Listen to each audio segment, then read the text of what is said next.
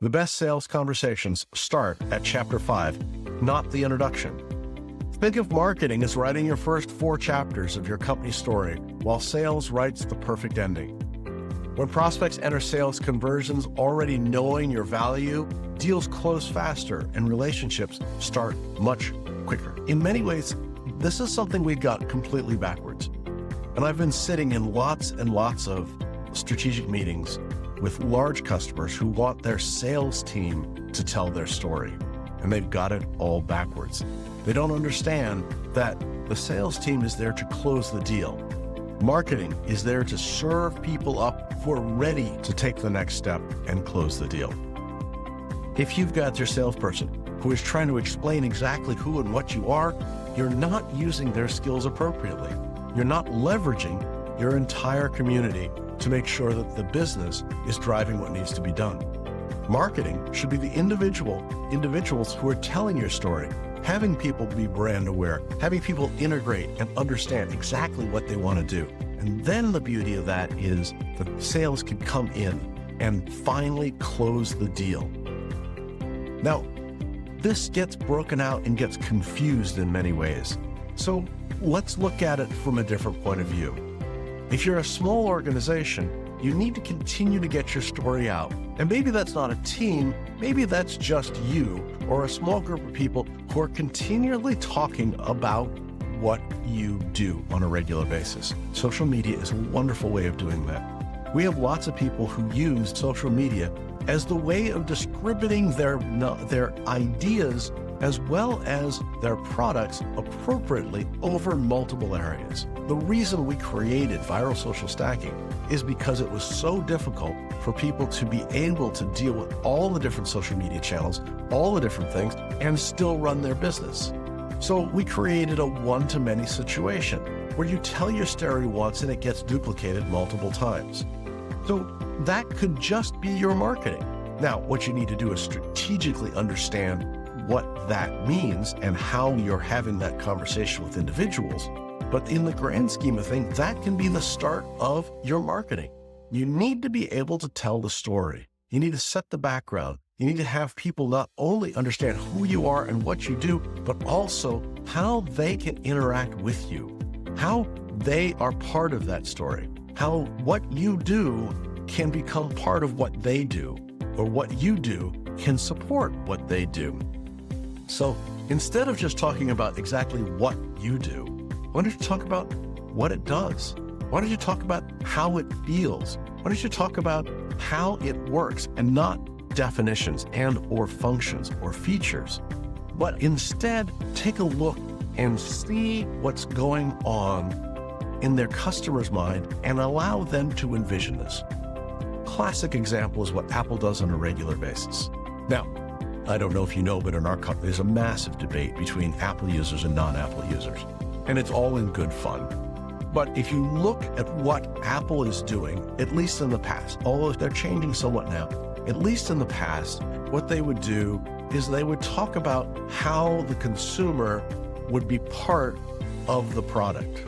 Classic example of that is when the iPod came out and Steve Jobs, in his typical jeans and black sweater, takes the coin pocket and talks to you about why the coin pocket's important and what it was really for, and then reveals a MP3 player that fits in your pocket with 1,000 songs. It was revolutionary. But he didn't talk about 1,000 songs immediately. In fact, it wasn't had anything to do with that. He drew you in on a conversation because that was about this strange little pocket in his jeans, and then revealed something that was new and interesting, but again, talked about how you can listen to it anywhere you want to go. It becomes portable, and how important music is so that every one of the consumers could see themselves wearing a pair of jeans and carrying this iPod. And that was the start of the music generation for Apple. And if you look at the progression, then they just kept building on that. They built an iPhone, and the way he told the story about the iPhone is imagine that you can have a phone and a camera and a MP3 player all in one thing. So if you think about that, Steve Jobs is an incredible marketer who understands how to talk to people to get them involved in exactly what he's selling. Instead of saying that I've got another tablet, he's got an iPad, and instead of saying, oh, it does X and Y, it says, here's what you can do with it. Here is the things that will make your life easier, better, faster. It will unleash creativity. The whole campaign about thinking differently brought all of the artistic types into Apple and into the Apple ecosystem because A, they all wanted to be thought of as the super geniuses, and B, they could see themselves using it.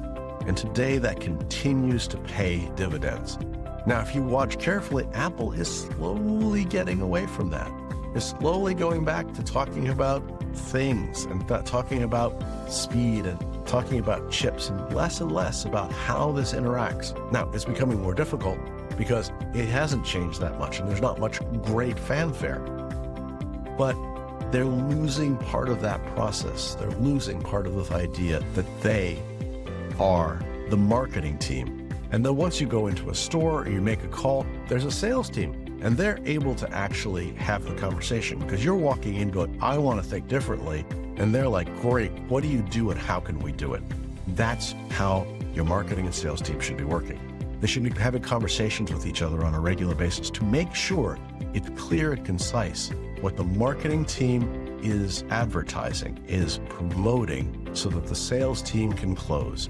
And the sales team needs to feedback that information because what's best is if the marketing team actually is able to deal with all the objections ahead of time, then the sales team just can close. It's a spectacular synergy. So take a look at how you're now telling your story. Think about your marketing. Are you marketing the things on the features?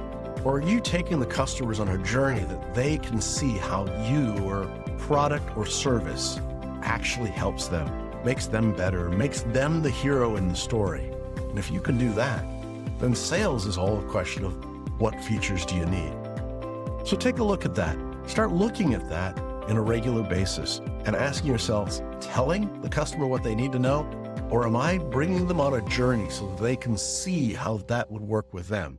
Because as soon as you get people who are interested and committed to a process, they're going to be able to do it better. And commitment breeds interest. So get them committed in their minds, in the marketing, so that when they're ready to buy, all it is a question of where do you want it sent and what's your credit card number. So do me a favor, think about the things that you do on a regular basis, of the companies that you admire, and give me some examples in the comments below about all of the other people who are doing a great job bringing people in and helping them understand who they are and what they do. If you want to look at another interesting one, look at Saddleback Leather. It's a great leather manufacturer out of Texas that has done a phenomenal job of bringing you in, helping you understand what they do, and really doing it with humor and joy. I look forward to talking to you soon, and I look forward to hearing your comments. Thanks for tuning into today's episode on the Strategy Session, where we take your business from stuck to unstoppable. Here's another video I think you'd enjoy. If you found these insights valuable, remember to hit the like button, subscribe to our channel, and ring the bell for notifications on our latest videos. Remember, you're not just marketing, you're making history with Ventured Gain.